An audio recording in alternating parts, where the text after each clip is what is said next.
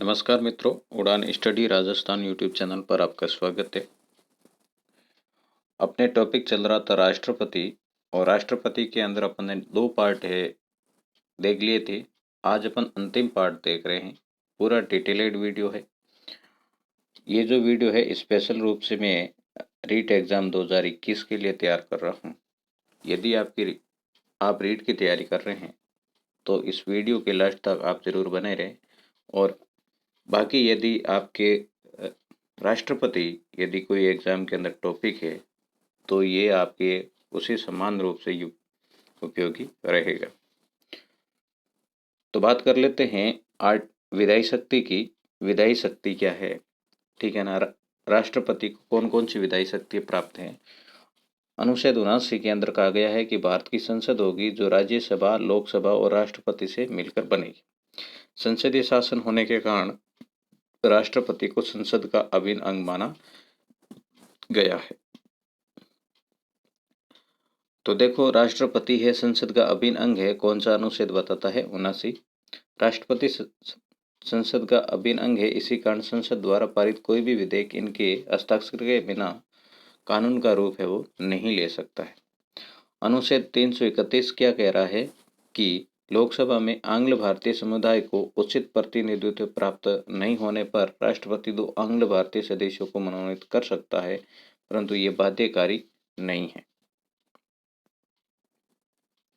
अनुच्छेद 83 कह रहा है कि राष्ट्रपति कला, साहित्य व सामाजिक या समाज सेवा के क्षेत्र में 12 विशेषज्ञ सदस्यों को राज्यसभा में मनोनीत करता है। आर्टिकल 85 के अनुसार राष्ट्रपति संसद के अधिवेशन को बुलाता है, उनका समापन करता है। प्रधानमंत्री की सिफारिश पर राष्ट्रपति लोकसभा को भंग भी कर सकता है, ये आर्टिकल 85 बताता है। आर्टिकल 87 में कहा गया है कि राष्ट्रपति नई लोकसभा के गठन के बाद संसद के प्रथम अधिवेशन को तथा प्रतिवर्ष आयोजित होने वाले प्रथम अधिवेशन को संयुक्त रूप से या अलग अलग संबोधित करता है। तो क्या कहा गया है? राष्ट्रपति है लोकसभा के गठन के बाद में जो संसद का प्रथम अधिवेशन होगा उसको संबोधित करता है, ठीक है ना। नई लोकसभा के गठन के बाद प्रथम अधिवेशन उनको, और प्रतिवर्ष आयोजित होने वाले जो अधिवेशन है उनको संयुक्त रूप से या फिर अलग अलग, राज्यसभा का और लोकसभा का अलग अलग या संयुक्त रूप से संबोधित करता है। धन विधेयक, वित्त विधेयक, नए राज्य के निर्माण संबंधी विधेयक तथा पुराने राज्य की सीमाओं या नामों से परिवर्तन संबंधी विधेयक पर राष्ट्रपति पहले हस्ताक्षर अर्थात अनुमति देता है। राष्ट्रपति साधारण विधेयक व वित्त विधेयक को 44वें संविधान संशोधन 1978 के प्रावधान के तहत एक बार पुनः विचार हेतु लौटा सकता है, परंतु पुनः पारित होने पर हस्ताक्षर करने के लिए बाध्यकारी होता है। तो देखो, राष्ट्रपति साधारण जो विधेयक होता है और वित्त विधेयक होता है उनको एक बार है पुनः विचार हेतु है लौटा सकता है, परंतु यदि संसद द्वारा वापिस से इनको भेजा जाता है राष्ट्रपति को तो फिर है उनको पारित करना ही पड़ता है, इसके लिए वो बाध्यकारी है। राष्ट्रपति संविधान संशोधन जो विधेयक होता है उनको 24वें संविधान संशोधन 1971 के प्रावधान के तहत पहली बार में ही हस्ताक्षर करने के लिए बाध्यकारी होता है। तो संविधान संशोधन विधेयक को राष्ट्रपति है न तो विलंब कर सकता है और न ही उसको पुनः विचार हेतु भेज सकता है। अनुच्छेद 108 साधारण व वित्त विधेयक के संबंध में दोनों सदनों में 6 माह या 6 माह से अधिक मतभेद बरकरार रहने की स्थिति में राष्ट्रपति दोनों सदनों का संयुक्त अधिवेशन बुला सकता है। तो राष्ट्रपति संयुक्त अधिवेशन है किसके तहत बुलाता है? 108 के तहत। आज तक 3 संयुक्त अधिवेशन आयोजित हुए हैं तथा अटल बिहारी वाजपेयी ने इन तीनों संयुक्त अधिवेशनों में भाग लिया है। तो पहला जो संयुक्त अधिवेशन है 6/5/61 को दहेज निरोधक अधिनियम के विषय पर हुआ था, जिसकी अध्यक्षता है लोकसभा अध्यक्ष अनंत सेनम एंगर ने की थी। दूसरा संयुक्त अधिवेशन है 16/5/78 को हुआ था, जिसमें बैंकिंग सेवा अधिनियम था। KS हेगड़े जो लोकसभा के अध्यक्ष थे उनके द्वारा अध्यक्षता की गई। 26/3/2002 को आतंकवाद निरोधक अधिनियम पोटा कानून जो था उसके तहत संयुक्त अधिवेशन बुलाया गया और पीएम सैयद जो कि लोकसभा के उपाध्यक्ष थे उनके द्वारा अध्यक्षता की गई। संयुक्त अधिवेशन है, उनकी अध्यक्षता है लोकसभा अध्यक्ष करता है। यदि इनकी अनुपस्थिति है तो फिर लोकसभा उपाध्यक्ष करता है। लोकसभा उपाध्यक्ष की भी अनुपस्थिति है तो कौन करता है, ये ध्यान रखोगे, राज्यसभा का उपसभापति करता है। और ये भी उपस्थित नहीं है तो राष्ट्रपति द्वारा नामित जो सदस्य है उनके द्वारा संयुक्त अधिवेशन की अध्यक्षता की जाएगी। राष्ट्रपति साधारण विधेयक पर अपनी सहमति सुरक्षित भी रख सकता है, जिसे पॉकेट वीटो या जेबी वीटो के नाम से जाना जाता है। राष्ट्रपति ज्ञानी जैल सिंह ने 1986 के डाक संशोधन विधेयक पर जेबी वीटो का प्रयोग किया था। अनुच्छेद 123 राष्ट्रपति अध्यादेश जारी कर सकता है। यह अध्यादेश संसद की आगामी बैठक की प्रथम तिथि के 6 सप्ताह तक के बाद तक या 6 माह जो भी पहले हो तक लागू रहेगा। तो ये जो अध्यादेश होता है 123 के तहत है वो जारी करता है राष्ट्रपति। और ये कब तक रहता है तो अपन देख सकते हैं 6 माह या 6 सप्ताह। जैसे मान लो कि ये संसद की आगामी बैठक है, यहाँ पर ये बैठक हो रही है तो बैठक की जो प्रथम तिथि इनसे 6 सप्ताह तक लागू रहेगा। और पूरा जैसे यहाँ अध्यादेश ये आया है तो ये 6 माह, मान लो 6 माह यहाँ पर कंप्लीट हो जाता है तो इतने में ही वो पूरा माना जाएगा, नहीं तो ये 6 सप्ताह तक माना जाता है। आपातकालीन शक्तियाँ संविधान के भाग 18 के अनुच्छेद 352 से 360 के मध्य है। तो कौन से भाग के अंदर है राष्ट्रपति को आपातकालीन शक्तियाँ दी गई है, तो भाग 18 में दी गई है। आपातकाल की घोषणा करने का एक अधिकार भारत के राष्ट्रपति का है। राष्ट्रपति परिस्थितियों के अनुसार 3 प्रकार के आपातकाल की घोषणा कर सकता है, जो कि 352, 356 और 360 के तहत करता है। राष्ट्रपति अलग अलग परिस्थितियों के आधार पर किसी क्षेत्र में एक साथ सभी आपातकाल की घोषणा भी कर सकता है। 42वें संविधान संशोधन 42वें संविधान संशोधन 1976 के तहत ये व्यवस्था की गई है कि 352 बिना संसद की स्वीकृति के 2 माह के बजाय, ठीक है ना, 42वें संविधान संशोधन से पहले 2 माह तक रहता था, परंतु इनके बाद में 1 माह तक लागू रहेगा बिना संसद की स्वीकृति के। 44वें संविधान संशोधन 1978 के तहत राष्ट्रपति की आपातकालीन शक्तियों के लिए बहुत सारे परिवर्तन किए गए हैं। वो कुछ इस प्रकार से हैं। आर्टिकल 352 में आंतरिक अशांति के स्थान पर सशस्त्र विद्रोह शब्दावली जोड़ी गई। तो सशस्त्र विद्रोह है, आंतरिक अशांति शब्द को हटा दिया गया है और सशस्त्र विद्रोह है 44वें संविधान संशोधन में जोड़ा गया। अनुच्छेद 352 में मंत्रिमंडल शब्द जोड़ा गया। कौन सा शब्द? मंत्रिमंडल। और उसके बाद में ये घोषणा की गई कि आपातकाल की जो घोषणा हेतु केंद्रीय मंत्रिमंडल का लिखित परामर्श लेना आवश्यक होगा। पहले राष्ट्रपति को कोई परामर्श लेने की आवश्यकता नहीं थी, परंतु इनके बाद में लिखित परामर्श है, मंत्रिमंडल है, उनका लेना आवश्यक है। आपातकाल को न्यायालय में चुनौती दी जा सकती है, ये भी 44वें संविधान संशोधन में है, शक्ति प्रदान की गई। आपातकाल में भी अनुच्छेद 20 व 21 उल्लेखित मूल अधिकार है, निलंबित नहीं होंगे, ठीक है ना। देश स्वतंत्रता और जीने का अधिकार है वो। 352 की घोषणा संपूर्ण भारत या उसके किसी एक भाग में भी की जा सकती है। राज्य की कार्यपालिका शक्ति राष्ट्रपति को तथा विधायी शक्ति संसद को हस्तांतरित की जाएगी। आपातकाल की घोषणा को राष्ट्रपति बिना किसी के परामर्श पर पक्षवर्ती या उत्तरावर्ती घोषणा के बाद है वो वापस ले सकता है। अनुच्छेद 352 के आपातकाल को लोकसभा भी समाप्त करवा सकती है और इस समाप्त करवाने के लिए लोकसभा के पास में 1/10 सदस्यों की मांग पर आपातकाल विचार करने हेतु बैठक आवश्यक रूप से बुलाई जाएगी। इसमें स्वीकृति करने की 1/10 सदस्यों की तथा इस बैठक में साधारण बहुमत से आपातकाल को समाप्त किया जा सकता है। अब अनुच्छेद 352 राष्ट्रीय आपात है क्या? तो युद्ध एवं बाहरी आक्रमण या सशस्त्र विद्रोह पर भारत का राष्ट्रपति भारत या किसी भाग में केंद्रीय मंत्रिमंडल के लिखित परामर्श पर आपातकाल की घोषणा कर सकता है। ठीक है, केंद्रीय मंत्रिमंडल के लिखित परामर्श पर राष्ट्रपति द्वारा है आपातकाल की घोषणा, राष्ट्रीय आपातकाल की घोषणा 352 के तहत की जाती है। ये बिना संसद की स्वीकृति के 1 माह तक लागू रहेगा। एक बार संसद की स्वीकृति के बाद स्वीकृति की तिथि से आगामी 6 माह तक लागू रह सकता है। इसे और अधिक अवधि के लिए लागू रखना हो तो प्रति 6 माह बाद संसद की स्वीकृति लेना है वो आवश्यक है।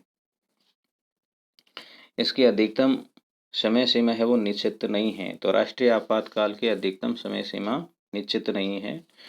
आज तक 3 बार राष्ट्रीय आपात की घोषणा की जा चुकी है।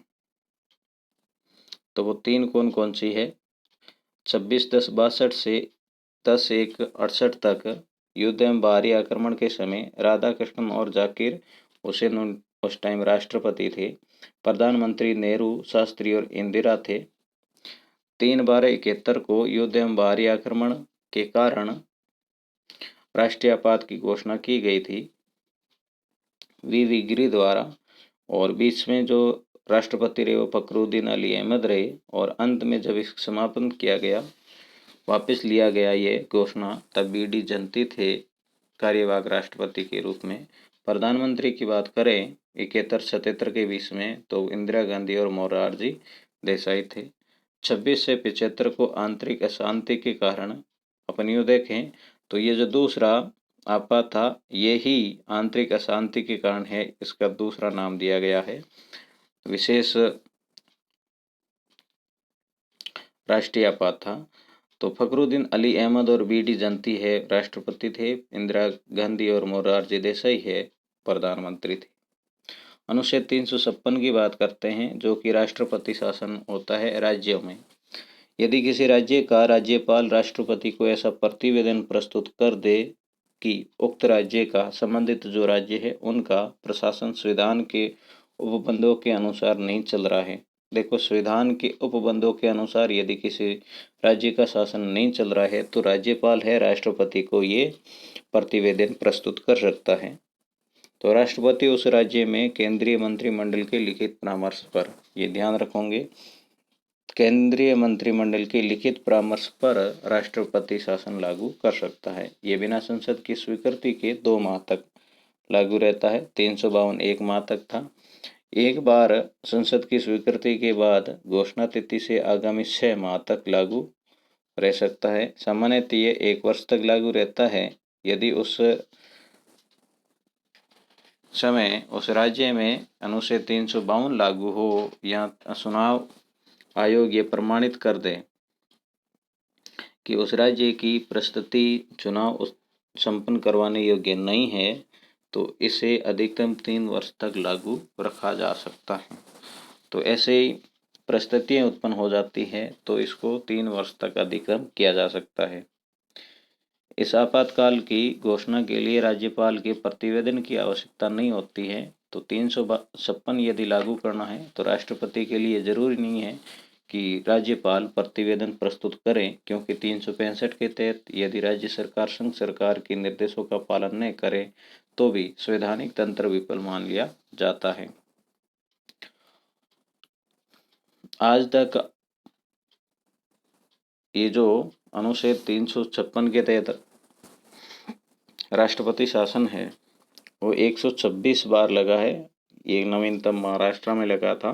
इस आपातकाल की घोषणा की जा चुकी है 126 बार। पहली बार घोषणा 1951 में पंजाब में हुई थी। एक बार में सबसे अधिक लंबी अवधि के लिए भी पंजाब में रहा था, जो कि 5 वर्ष लगभग रहा है। सबसे कम अवधि तक की राष्ट्रपति शासन है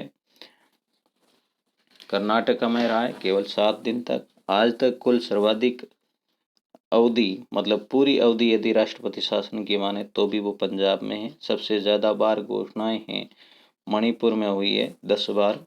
सबसे ज़्यादा बार घोषणा करने वाले प्रधानमंत्री यदि बात करें तो वो थे इंदिरा गांधी, जिसने 51 बार है इस राष्ट्रपति शासन का लगवाया था।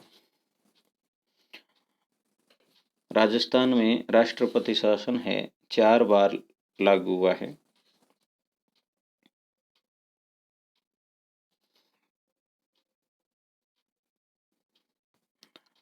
तो पहला है 67 से 67 मतलब मार्च से अप्रैल, 13 मार्च 67 से 26 अप्रैल 67 तक अस्पष्ट बहुमत होने के कारण राष्ट्रपति राधाकृष्णन थे, प्रधानमंत्री इंदिरा गांधी, बर्खास्त मुख्यमंत्री सुखाड़िया थे, राज्यपाल संपूर्णानंद और सरदार हुकम सिंह। 30 अप्रैल 1977 को दूसरा है राष्ट्रपति शासन राजस्थान में लागू हुआ, जो कि 21 से 77 तक रहा। और 1975 का जो राष्ट्रीय आपात था उस कारण है यहाँ पर राष्ट्रपति शासन लागू हुआ। और बी.डी. जयंती यहाँ राष्ट्रपति थे। प्रधानमंत्री की बात करें तो मोरारजी देसाई, और उस टाइम मुख्यमंत्री है हरदेव जोशी थे। राज्यपाल वेदपाल त्यागी और रघुकुल तिलक थे। आगे यदि बात करें तो 17 अप्रैल 1980 से 15 जून 1980 के मध्य गैर कांग्रेसी सरकार होने के कारण राष्ट्रपति शासन लागू हुआ। उस टाइम राष्ट्रपति नीलम संजीव रेड्डी थे, प्रधानमंत्री इंदिरा गांधी, बर्खास्त मुख्यमंत्री भैरों सिंह शेखावत और राज्यपाल है रघुकुल तिलक थे। 15 दिसंबर 1992 को अयोध्या मामले के कारण राष्ट्रपति शासन लागू हुआ, जो कि 3 दिसंबर 1993 तक रहा। राष्ट्रपति शंकर दयाल शर्मा थे और पी.वी. नरसिम्हा राव प्रधानमंत्री थे, भैरों सिंह शेखावत मुख्यमंत्री, एम सिन्हा रेड्डी, धनिकलाल मंडल और बलीराम भगत ये राज्यपाल थे। अनुच्छेद 360 की बात करें वित्तीय आपात की, तो आर्थिक असंतुलन उत्पन्न होने के कारण भारत का राष्ट्रपति केंद्रीय मंत्रिमंडल के लिखित परामर्श पर वित्तीय आपात की घोषणा संपूर्ण भारत में कर सकता है। यह संसद की स्वीकृति के बिना 2 माह तक लागू तथा एक बार संसद की स्वीकृति के बाद स्वीकृति तिथि से आगामी 6 माह या अनिश्चित काल तक, ठीक है ना, एक बार स्वीकृति के बाद में अनिश्चित काल तक रखा जा सकता है। इनकी न तो अधिकतम समय सीमा होती है, अधिकतम कोई समय सीमा नहीं है, और न ही बार बार संसद की स्वीकृति ही लेना आवश्यक है। आज तक एक भी बार यह घोषणा नहीं हुई। अब मित्रों भारत के राष्ट्रपति की बात करें तो सर्वाधिक कार्यकाल वाले राष्ट्रपति है राजेंद्र प्रसाद है। मैं इम्पोर्टेंट है वही बता रहा हूँ केवल। और प्रथम गैर राजनीतिक राष्ट्रपति राधाकृष्णन थे। सबसे कम कार्यकाल वाले और प्रथम अल्पसंख्यक और प्रथम मुस्लिम राष्ट्रपति जाकिर हुसैन। प्रथम कार्यवाहक राष्ट्रपति वी गिरी थे। और एकमात्र ऐसे व्यक्ति जो राष्ट्रपति, उपराष्ट्रपति और सर्वोच्च न्यायालय के मुख्य न्यायाधीश के रूप में एक साथ कार्य किया वो थे मोहम्मद हिदायतुल्लाह खां। और एकमात्र राष्ट्रपति जिसकी दूसरी वरीयता मतगणना से निर्वाचित होने वाले एकमात्र राष्ट्रपति भी वी गिरी थे, निर्दलीय समर्पित थे। नीलम संजीव रेड्डी की बात करें तो वे निर्विरोध निर्वाचित होने वाले एकमात्र राष्ट्रपति नीलम संजीव रेड्डी थे। और यह एकमात्र राष्ट्रपति थे जो कि लोकसभा अध्यक्ष भी पहले रह चुके थे। प्रथम सिख राष्ट्रपति की बात करें तो ज्ञानी जैल सिंह थे। ऐसे राष्ट्रपति जिनके कार्यकाल में 4 प्रधानमंत्री रहे तो वो थे वेंकट रमन और शंकर दयाल शर्मा।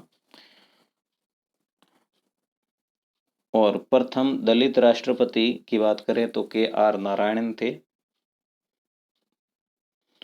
प्रथम महिला राष्ट्रपति प्रतिभा पाटिल और वर्तमान राष्ट्रपति रामनाथ कोविंद। आज तक 5 महिलाएं ऐसी हुई है जिन्होंने चुनाव लड़ा है और एकमात्र महिला है जिन्होंने चुनाव जीता है। तो मनोहर होलकर ने जाकिर हुसैन से चुनाव लड़ा जो कि हारी थी। फूलचरण कौर में वीवी गिरी की जीत हुई थी। लक्ष्मी सहगल के सामने कलाम जीते थे। प्रतिभा पाटिल भैरव सिंह शेखावत को मात दी गई और वे ये प्रतिभा पाटिल है भारत की प्रथम महिला राष्ट्रपति बनी। मीरा कुमार और रामनाथ कोविंद जो कि वर्तमान में रामनाथ कोविंद राष्ट्रपति के रूप में हैं। अब राष्ट्रपति के लिए आवेदन की प्रक्रिया क्या है? तो आवेदन करने के लिए प्रस्तावक और अनुमोदक होने जरूरी है। राष्ट्रपति के लिए 50 प्रस्तावक जरूरी है और 50 ही अनुमोदक जरूरी है। और जमानत राशि की बात करें तो वो कितनी होनी चाहिए? 15,000 है। और उपराष्ट्रपति की बात करें तो इसमें प्रस्तावक है 20 सदस्य चाहिए और 20 ही उनके अनुमोदक चाहिए और जमानत राशि 15,000 है। तो ये था मित्रों अपने राष्ट्रपति का कंप्लीट आपके सामने क्लास। आपको कैसे लगी मुझे ज़रूर बताना और बाकी आपको कहने की कोई आवश्यकता नहीं है। ये सारे काम तो आप कर ही लिया करते हो और नहीं करते हो तो फिर अब कर लो। मिलते हैं नेक्स्ट वीडियो में, तब तक के लिए जय हिंद।